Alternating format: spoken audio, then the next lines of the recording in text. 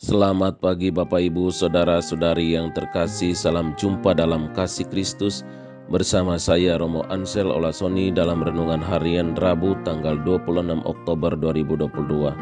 Pekan biasa ke-30. Ayat emas pilihan kita pada hari ini dari surat Rasul Paulus kepada jemaat di Efesus bab 6 ayat 1-5. Hai anak-anak, taatilah orang tuamu di dalam Tuhan, karena haruslah demikian. Hormatilah ayahmu dan ibumu. Ini adalah suatu perintah yang penting, seperti yang nyata dari janji ini, supaya kamu berbahagia dan panjang umurmu di bumi. Dan kamu bapak-bapak, janganlah bangkitkan amarah di dalam hati anak-anakmu, tetapi didiklah mereka di dalam ajaran dan nasihat Tuhan. Ada dua prinsip penting yang menonjol dalam kitab suci tentang pendidikan rohani anak-anak kita. Yang pertama, dari rumahlah pertama-tama tanggung jawab untuk memperkenalkan pengajaran iman Kristiani.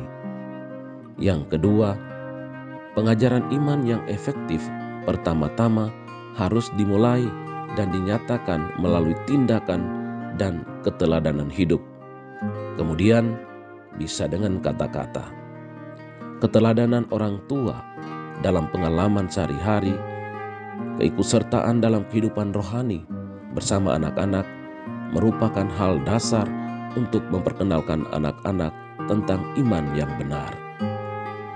Di zaman sekarang ini kita tahu mungkin banyak anak memberontak melawan orang tua, bahkan cenderung meremehkan dan merendahkan orang tuanya. Salomo memberi nasihatnya begini dalam kitab Amsal bab 4 ayat 1-2. Dengarlah hai anak-anak didikan seorang ayah, dan perhatikanlah supaya engkau beroleh pengertian, karena aku memberikan ilmu yang baik kepadamu. Janganlah meninggalkan petunjukku. Tuhan tidak suka, bahkan membenci terhadap anak yang tidak menghormati orang tuanya. Dalam kitab Ulangan bab 27 ayat 16 dikatakan, terkutuklah orang yang memandang rendah ibu dan bapanya.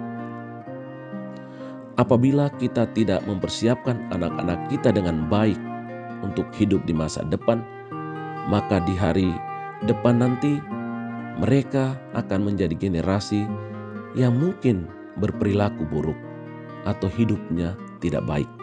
Suatu generasi di bawah kita selalu terancam menjadi tidak mengenal Tuhan. Jika satu generasi gagal meneruskan obor iman, maka generasi berikutnya takkan mengenal Allah dan bahkan akan hidup dengan mengabaikan kehendak Tuhan. Bacalah Injil hari ini, temukan ayat emasmu, dan sharingkan kepada sesamamu. Salam teriring doa dan berkat dari Romo Ansel, dalam nama Bapa dan Putra dan Roh Kudus. Amin.